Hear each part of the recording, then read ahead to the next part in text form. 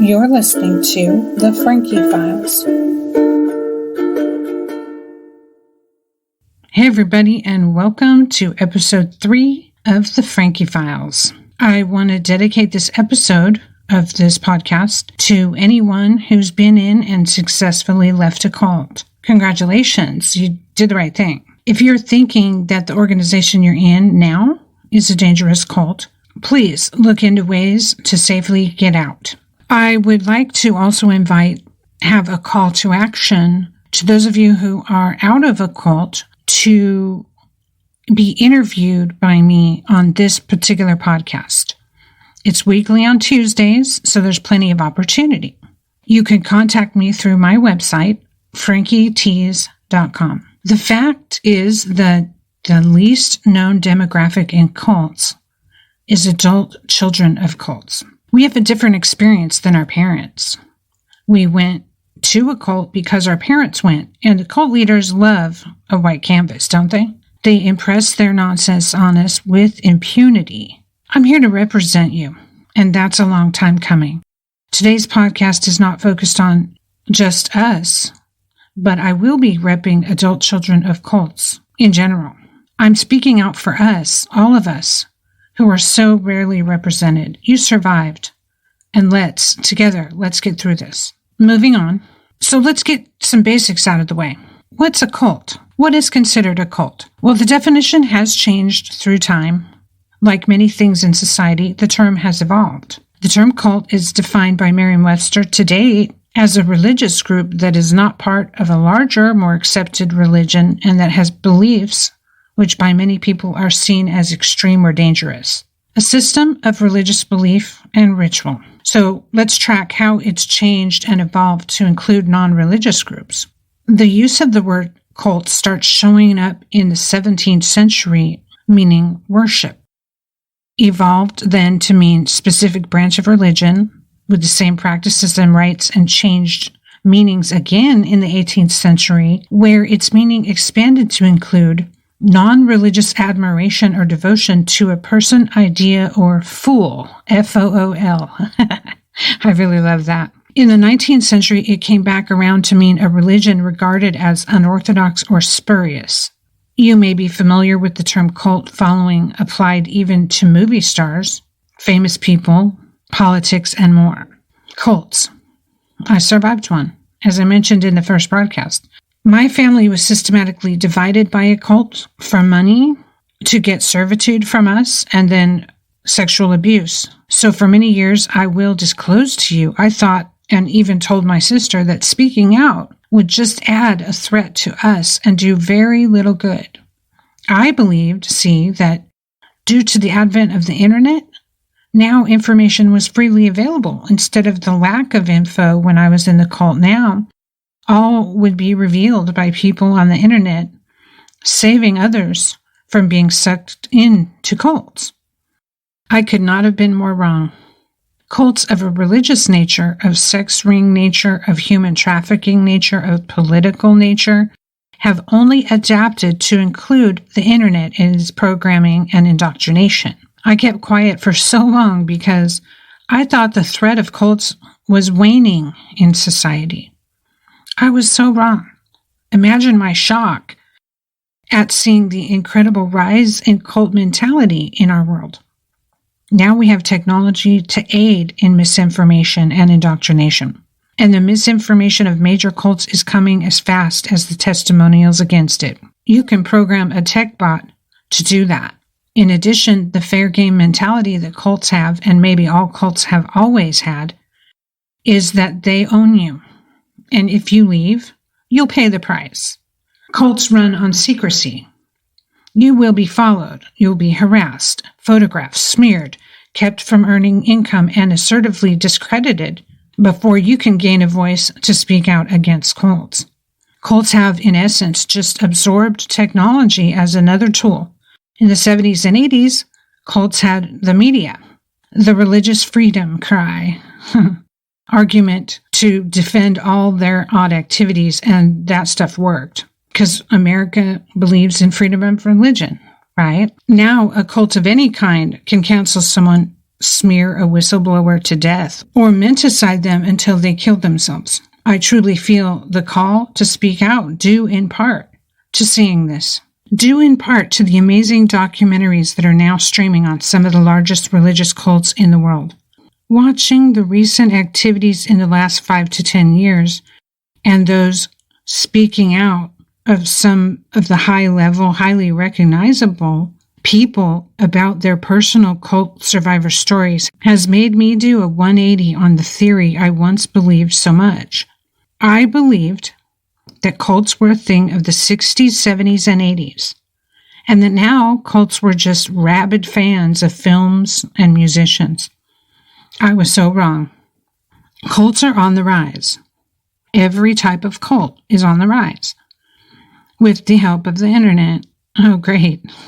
They're using technology. But today, I'm not going to muddle multiple topics into one. For my first dedicated podcast to specifically the topic of cults, I'm not going to focus on the fair game techniques used on ex-cult members, the menticide, technology in cults, and how AI can indoctrinate someone using algorithms, the disinformation to keep the cult going, or even the fake claims of attacks on religious freedom that shelters fringe religious groups, and hell, even mainstream religious groups. Those are all future podcasts. Today, here, I want to focus on one of the biggest things used by religions and mind control efforts around the world: hypnotism. Hypnotism and self-hypnotism is used for recruitment and member retention by cults. It's unethical hypnotism that is used to deliver the ideas into your brain that you eventually accept. The hypnotism that I didn't realize was happening to me and my family over time. The hypnotism that makes you feel so relaxed and willing to accept all kinds of stupid ideas and even dangerous ideas. This topic is one I've been wanting to dig into for a while. Once I finally was able to communicate non-emotionally with my mom, we had great conversations, and she's credited during one of those with bringing this to my attention. It first came up when I spoke with her about her time attending a group that used to be in existence called Cult Awareness Network. It's no longer around because it's been taken over and purchased by, drumroll, a cult. Because, of course, they want to control the narrative. All the narratives. But Cult Awareness Network back in the 80s did a lot of good for those leaving a religious cult. My mom learned a lot at that place way back when. She even heard Steve Hassan, who's now a huge speaker, live. She met him, and he's an author, by the way. She met him and chatted with him about her daughters, us, who were still stuck in the cult. And then one guest lecturer spoke about hypnosis. Hypnotism, used unethically by cults as a means of brainwashing. His name? The speaker she heard was Dr. Jolly West. That is the topic I want to touch on today. I say touch on because what I'll go through in this short podcast will only brush the surface of this iceberg. Mind control in cults is the thing. Undying devotion and a tireless work ethic while donating money doesn't just happen. Think about it. Isolation from friends and family doesn't just happen. These things are cultivated. But how? Who would be so convincing? Well, it's not just a charismatic leader that's needed. It's an entire trap. It's a formula. It's a recipe, an entire environment they set up to indoctrinate new and returning members. It's also a chemical reaction in the brain that they systematically use to entrap us.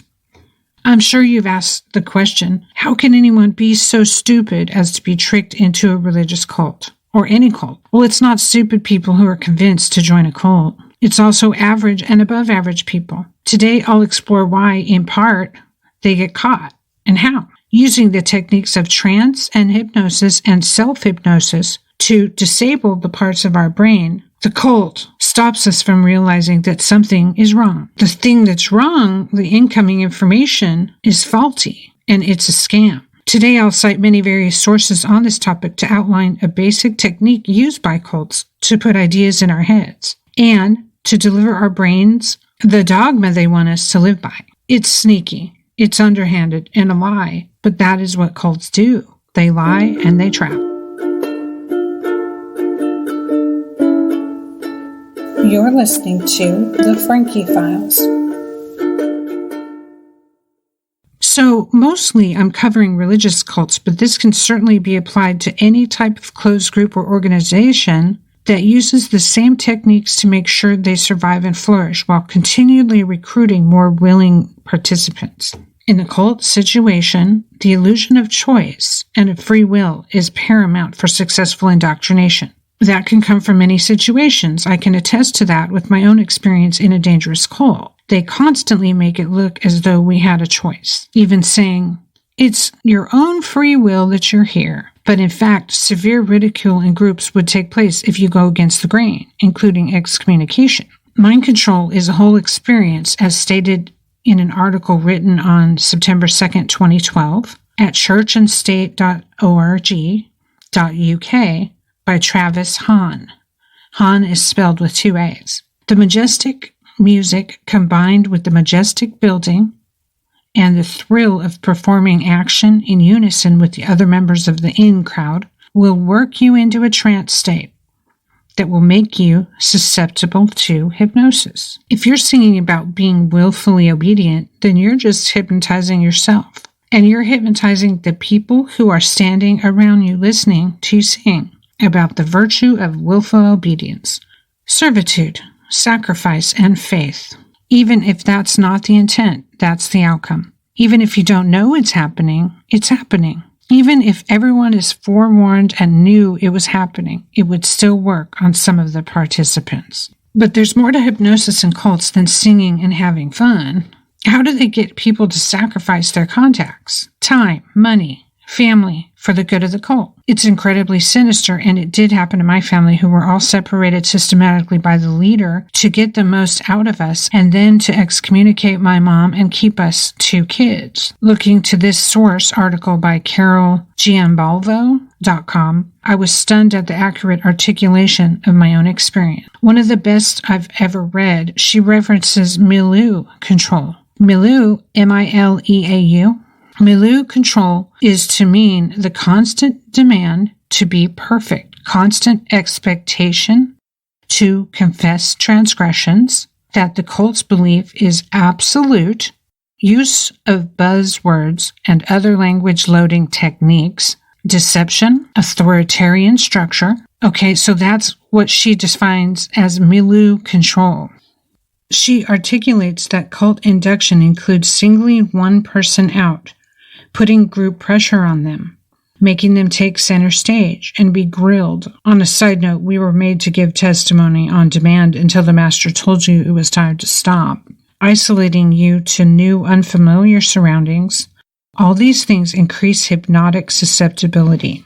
The environment includes constant lecturing, constant singing and chanting, altering your awareness, the use of abstract or ambiguous language. That can all cause disassociation. Overload of information or forcing us to divide attention between 2 or more inputs is a constant, a technique which mirrors the methods used in hypnosis.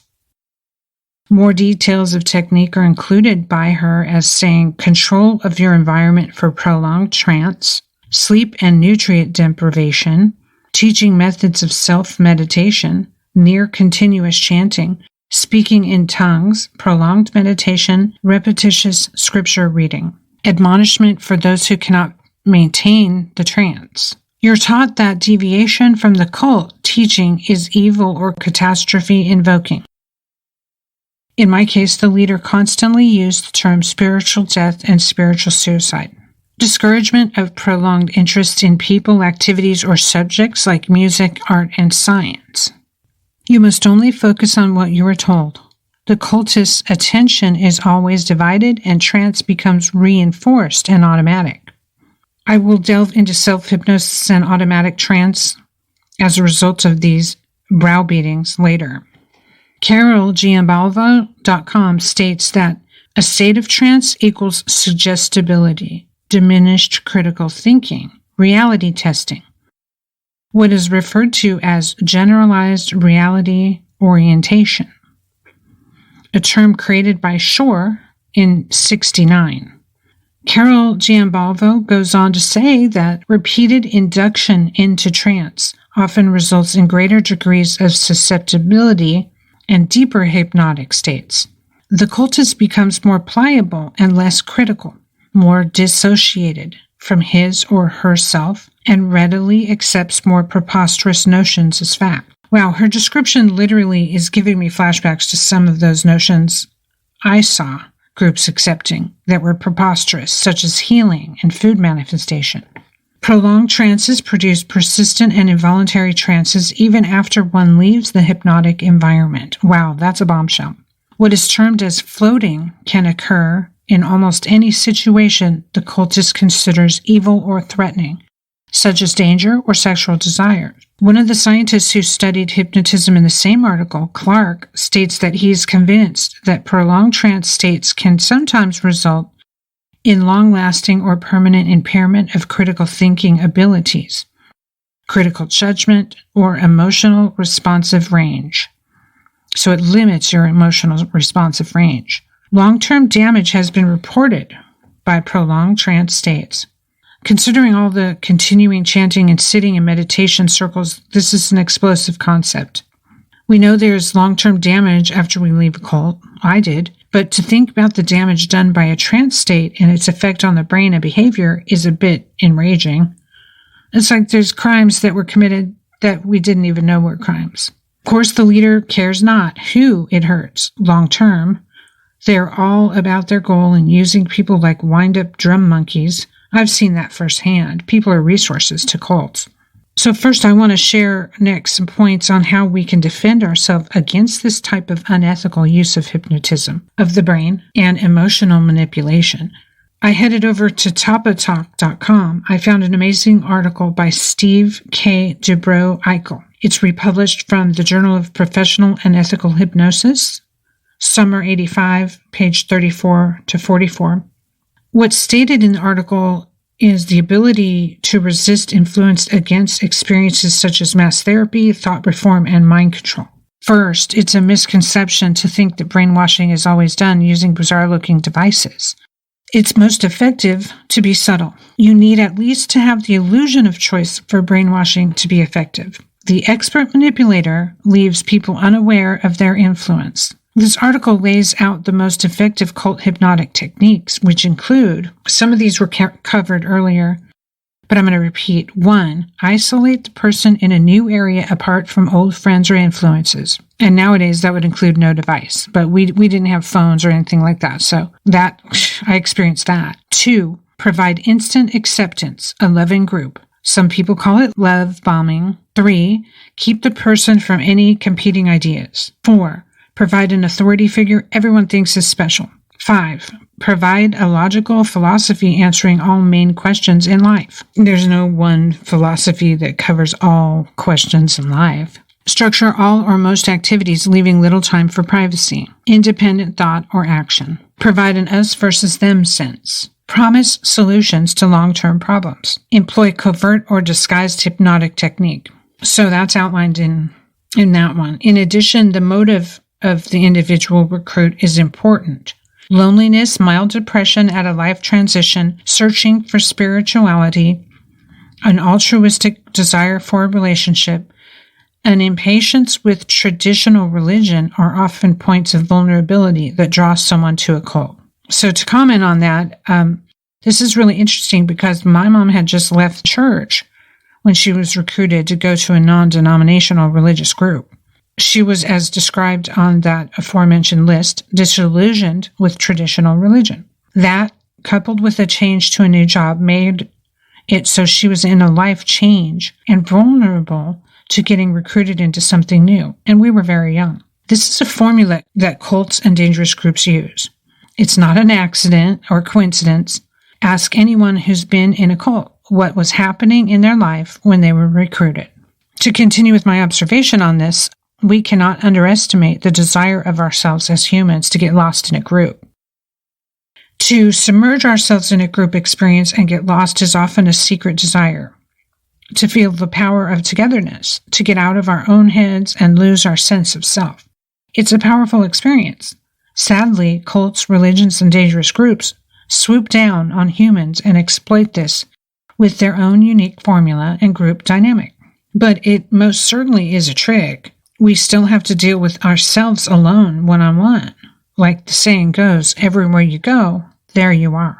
However, all types of groups know that people want to be in a group.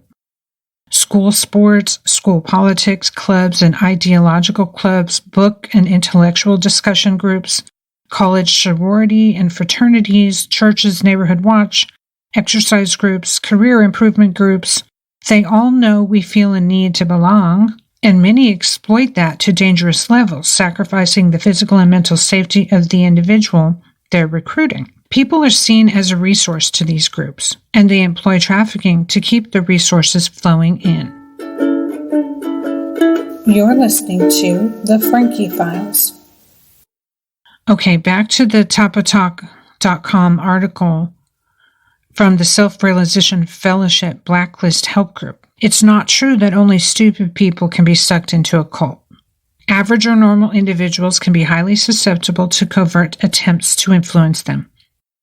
I'd like to add, why do you think social media has become so popular? Most people are not particularly good at recognizing when their behavior has been extremely manipulated. Anyone can be vulnerable to brainwashing. Some signs that you're being manipulated or hypnotized include disorientation, confusion, anxiety, guilt, sadness, embarrassment. Have you ever, even in a one-on-one encounter with a potential girl or boyfriend, felt these things? That's because you were being manipulated. There is a defense mechanism in the brain that sends you an alarm that you were under threat of undue influence. Keys to defending yourself against undue influence include self-knowledge, general info on hypnotism and manipulation, specific knowledge about the psychology of manipulation. So, learn how to observe and reflect on your own behavior. The article says, have a sense of humor, which allows more independent thought. Most cults discourage individual thought, so you know there's a strength to keep that sharp.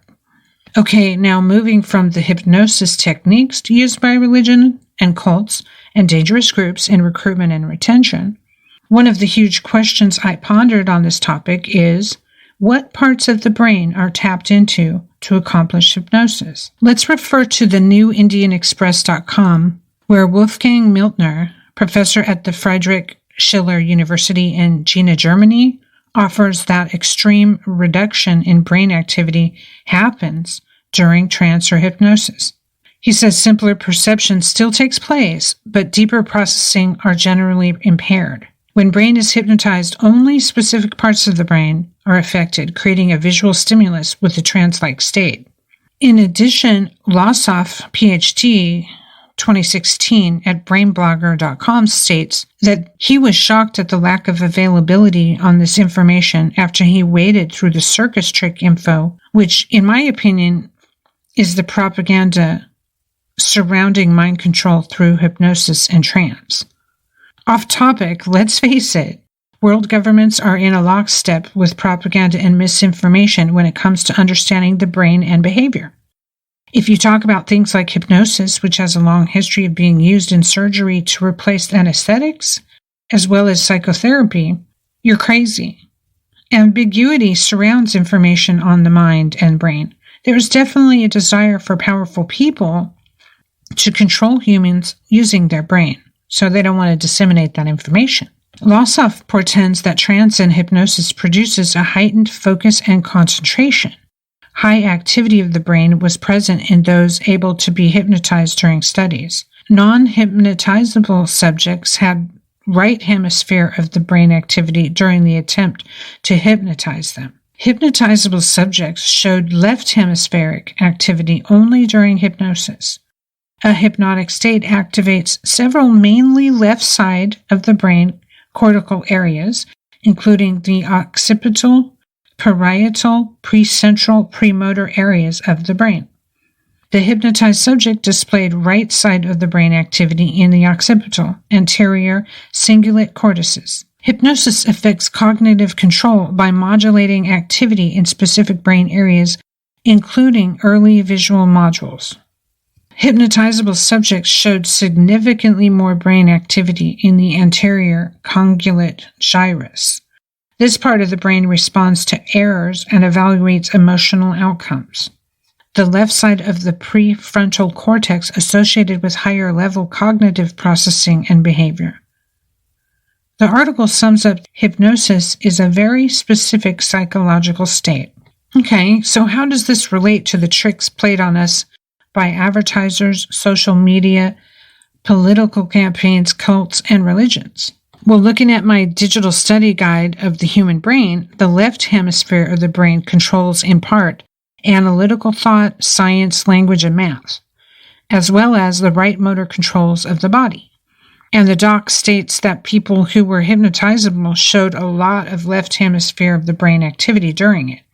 So it seems like the hypnosis disables or limits use of the parts of the brain that help us use logic and facts and lean on the parts of the brain that are imaginative, art, music, and intuition-based. I'm really fascinated by the idea that we're taught by religious leaders to self-hypnotize. Wow.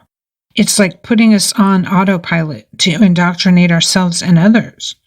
The idea that self-hypnosis habits happen long after leaving the hypnotic environment is also new to me. So it seems our neurological wiring has been brain entrained. Could this be why the American government is so keen to let religious cults run freely? I would say to let all cults run freely. Because once tranced too often, once disabled by hypnosis, we are extremely gullible to suggestion that works in powerful leaders' favor, and it makes it easier for us to be controlled. Brain entrainment is a whole nother topic for another podcast, though, and it's a huge one. So it seems we have to train ourselves to use our brains to defend our own brain. We can't walk around with earplugs and metal helmets all day to protect our brains, can we? We would surely be called crazy, which is the go-to for anyone who even hints at trying to protect their thoughts and brain. But you can see that we do need to do so. So how do we do it? One technique I've recently learned about, though I already did some of it naturally, I've become more conscious of it since I heard a lecture. I learned the name of it. It's called quenching. The idea of self-quenching, I heard it on a phone lecture, and now I can't for the life of me find the speaker's name. He's a whistleblower for the Havana syndrome type of technology that he discovered is being used on Americans via the SIS security firm who handle security for corps like Amazon in Seattle. He mentioned the idea of quenching as a way to avoid mind control. So it's not the alchemy term quenching, but the activity of checking in with yourself, checking on your state of mind. If you can flash back to episode 1, we were talking about just noticeable differences. So it would behoove us to notice things. Checking in on your state of mind, such as, are you agitated? Are you calm? Is your heart rate up? How are you behaving? Are you thinking clearly? Are you hyper or overstimulated? It's okay to simply change environments if this is the case. Maybe it is similar to the alchemy term of quenching, which cools down heated metal. We have to be in touch with ourselves in all situations now because artificial intelligence is sending us so many signals through our devices that it's so easy to navigate away from our sense of self in a matter of seconds. Add the idea of checking in with yourself to your arsenal of defense. Add to your mental defense that the fact that you may feel disorientation, confusion, anxiety, guilt, sadness, or embarrassment if you're being manipulated or hypnotized. It's hard for me to accept that we are our only defense. Society, the states of federal government are not going to teach public classes on guarding against mind control. Ever wonder why that's not happening? This is tough for me to accept after being exposed to a dangerous cult which destroyed my family when I was a child. To repeat, nobody cares about your mental health. They might say they do. They want to make money and study your mental state. They want to study you. But to really teach techniques about safety against indoctrination and hypnosis and trance, well, that would be a conflict of interest. We're being hypnotized all the time by music, by the news, by fascination with symbolism and watching other humans. You can feel that moment of zoning out or even drinking to check out of your regular mental awareness. It's encouraged. It works in the favor of control. Sadly, it's only each individual that has to self-teach on this topic. While someone speaks publicly against indoctrination, he too could use hypnotic speech techniques to keep you entranced. Music, which is another whole podcast, uses hypnotism all the time by repeating things. I feel I'll probably revisit this idea of self-hypnosis, getting us to hypnotize ourselves, because I only grazed the surface of it today. Exploring the techniques of hypnosis used on us unethically by cults has been a serious eye-opener for me. I hope for you too. Nothing in my brain told me, though, that it was being hypnotized. So clearly, the leader knew what they were doing. I remember the leader of the cult I was in speaking often in lectures about the thalamus and hypothalamus and the medulla oblongata. I know that cult leaders do their homework in order to fool their followers. This is a trick, and it's a damn convincing one.